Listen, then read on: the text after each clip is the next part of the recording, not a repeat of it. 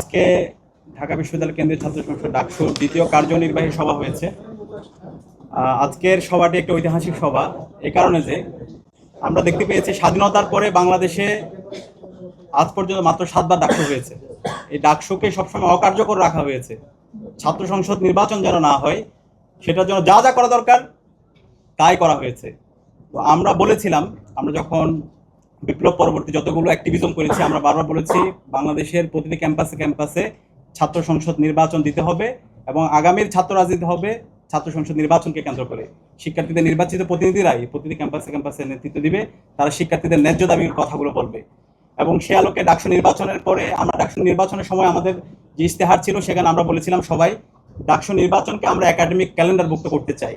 এবং সে আলোকে আজকে আমাদের যে কার্যনির্বাহী সভা হয়েছে সেখানে প্রথম এজেন্ডায় ছিল ডাকসু নির্বাচনকে একাডেমিক ক্যালেন্ডারভুক্ত করা। তো আজকে আমাদের ডাকসু সভাপতি বিশ্ববিদ্যালয়ের VC professor doctor Niaz Ahmed Khan sir সহ ট্রেজারার স্যার সবাই উপস্থিত ছিল এবং আমাদের 28 জন কার্যনির্বাহী সদস্যদের সবাই একমত হয়েছে ডাকসু নির্বাচন বিশ্ববিদ্যালয়ের একাডেমিক ক্যালেন্ডারভুক্ত হবে।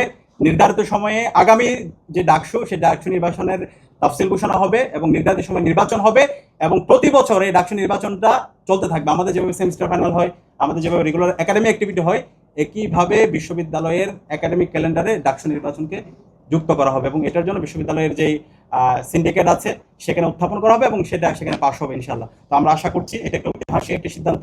আমরা আগামীর বাংলাদেশে ইনশাআল্লাহ প্রতি বছর প্রতিটি ক্যাম্পাসে ঢাকা বিশ্ববিদ্যালয় দিয়ে এই যাত্রাটা শুরু হবে, প্রতিটি ক্যাম্পাসেই ছাত্র সংসদ নির্বাচনের মাধ্যমে শিক্ষার্থীদের নির্বাচিত প্রতিনিধিরা প্রতিনিধি ক্যাম্পাসে নেতৃত্ব দিবে। আর দ্বিতীয়ত আমরা দেখতে পাই গত 16 বছরে খুনি হাসিনা তার ফেসিবাদের মাধ্যমে বাংলাদেশে একটা অকার্যকর রাষ্ট্র হিসেবে তৈরি করেছিল। গুম খুন আয়নাগর থেকে শুরু করে শিক্ষার্থীদের উপর নির্যাতন নিপীড়ন এমন কোনো ঘটনা নাই সে করে নাই। এবং সর্বশেষ 24 জুলাই বিপ্লবে আজ আমাদের 2000 ভাই বোনকে শহীদ করেছে, 40,000 আমাদের ভাই বোনকে গাজী করেছে। এই গণহত্যাকারী খুনি হাসিনাকে সে তার শুরু থেকেই তার শাসনটা ছিল অবৈধ। সেই খুনি হাসিনাকে 2019 সালের ডাকসুতে তাকে আজীবন সদস্য হিসেবে একটা প্রস্তাবনা তখন দিয়েছিল। কিন্তু ডাকসুর যে গঠনতন্ত্র সেই গঠনতন্ত্রে কাউকে আজীবন সদস্য বানানো সেটা কোনো ইখতিয়ার নাই, এটা সম্পূর্ণ একটা অবৈধ এবং অগণতান্ত্রিক। তো ওই সময় একটা রেজুলেশন হয়েছিল এবং সেই রেজুলেশনটা আজকে ডাকসুতে আমরা যারা আমাদের কার্যনির্বাহী সদস্য আছে সবাই সর্বসম্মতিক্রমে সেই রেজুলেশন, এই যে একটা অবৈধ রেজুলেশন ছিল সেটা এই ব্যাপারে সবাই একমত হয়েছে এবং সেটাকে বাতিল করা হয়েছে। এবং এই ফেসিস খুনি হাসিনা তার বিচারে স্বাধীন বাংলাদেশে হবে, তাকে বাংলাদেশে নিয়ে আসতে হবে, তার সকল দোষরদেরকে বাংলাদেশে নিয়ে আসতে হবে, সবাইকে স্বাধীন বাংলাদেশে বিচার আওতায় নিয়ে আসতে হবে। এবং এই খুনি হাসিনা যে গণহত্যা করেছে, যে আয়নাগর তৈরি করেছে, যে গুম খুন করেছে, তার সকল দোষরদেরকে বিচার আওতায় নিয়ে এসে তাদের প্রত্যেকে ফাঁসিতে ঝোলাতে হবে। এবং সেই দাবি আজকে আমরা ডাকসুর পক্ষ থেকে করছি। এবং একই সাথে আমাদের দীর্ঘদিনের দাবি শিক্ষক মূল্যায়ন, এটা আজকে আমাদের ঢাকা বিশ্ববিদ্যালয়ের সকল শিক্ষার্থীদের দাবি। এই শিক্ষক মূল্যায়ন পদ্ধতির জন্য আমাদের সদস্যরা কার্যনির্বাহী সদস্য কাজ করছে এবং একটা টিমও হয়েছে বিশ্ববিদ্যালয়ের। আমাদের ভিসি স্যার থেকে শুরু করে সবাই একমত হয়েছে খুব দ্রুতই বিশ্ববিদ্যালয়ের যে টিম সিন্ডিকেটের মাধ্যমে সেটা পাশে শিক্ষক মূল্যায়ন যে পদ্ধতি সেটা চালু হবে।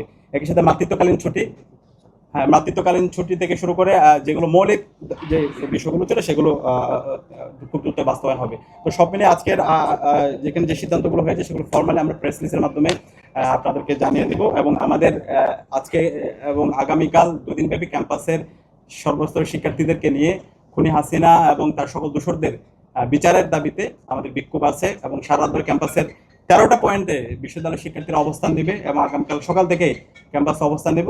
ক্যাম্পাসে যত ফেসিবাদের দোষর আছে সেটা স্টাফ হোক শিক্ষক হোক প্রত্যেকের বিরুদ্ধে বিশ্ববিদ্যালয় প্রশাসন যেন ব্যবস্থা গ্রহণ করে এবং দেশের যে আইন আছে সেই আইন অনুযায়ী যেন তাদেরকে বিচারের আওতায় নিয়ে আসা হয়, সেটার জন্য আমরা আমাদের জায়গা থেকে যা যা করা দরকার সেটা আমরা করবো এবং বিশ্ববিদ্যালয়ে প্রশাসন সেই ব্যাপারে একমত হয়েছে। তো আজকের আয়োজনে সাংবাদিক বন্ধুগণ আসার জন্য আপনাদেরকে আন্তরিক ধন্যবাদ জানিয়ে এবং আমাদের পরবর্তী যে মিছিল আছে সেই মিছিলে আপনাদের আন্তরিক সহযোগিতা কামনা করে আমি আমার কথা এখানে শেষ করছি। সকল সাংবাদিক বন্ধুদের